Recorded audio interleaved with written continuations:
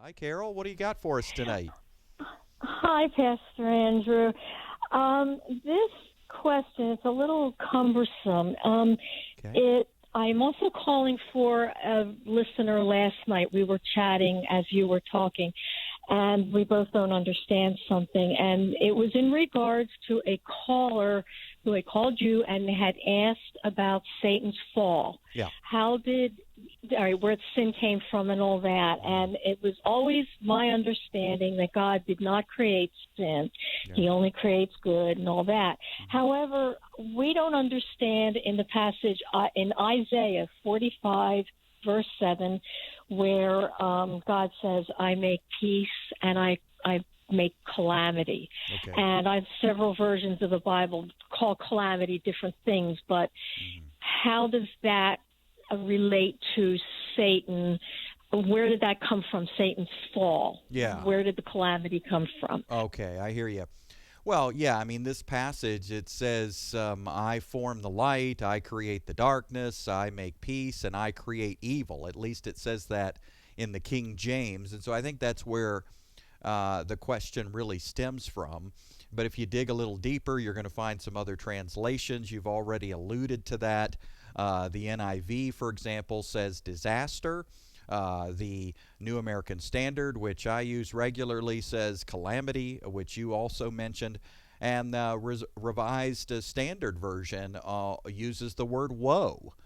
So we're talking about woe or calamity or disaster, but we're not specifically talking about God creating sin. And I think the other issue here is we have to look at the context of Isaiah 45 addressing Israel in their obedience or disobedience. And of course, in the Old Testament, you see God punishing disobedience all the time. And so here, really, what he's talking about is that calamity or woe is going to come upon Israel if they disobey. So this is very far from saying that God created evil or that God created sin.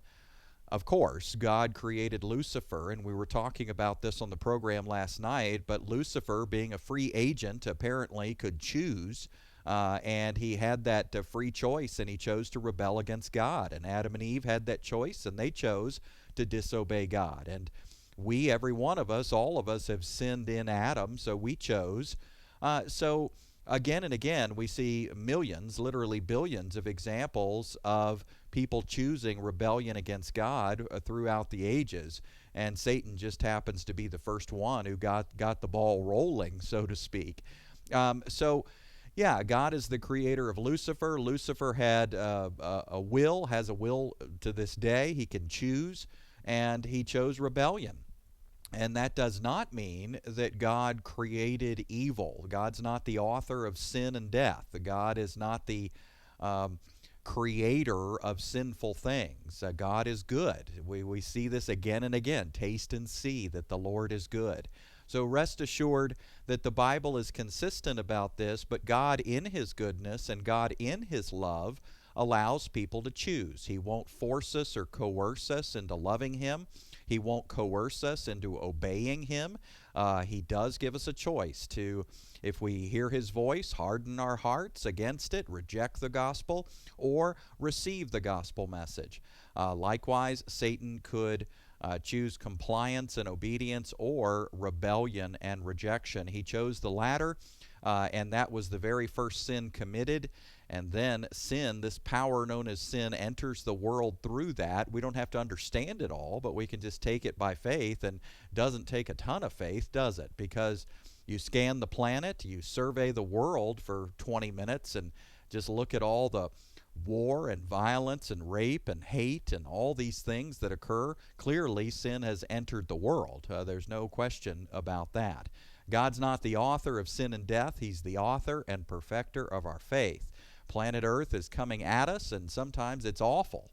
Planet Earth at us, but it's Christ working in us, and He is always good. We can be confident that we taste and see that the Lord is good. Carol, I hope that encourages you tonight, and please reach out to us again anytime. Great to hear from you.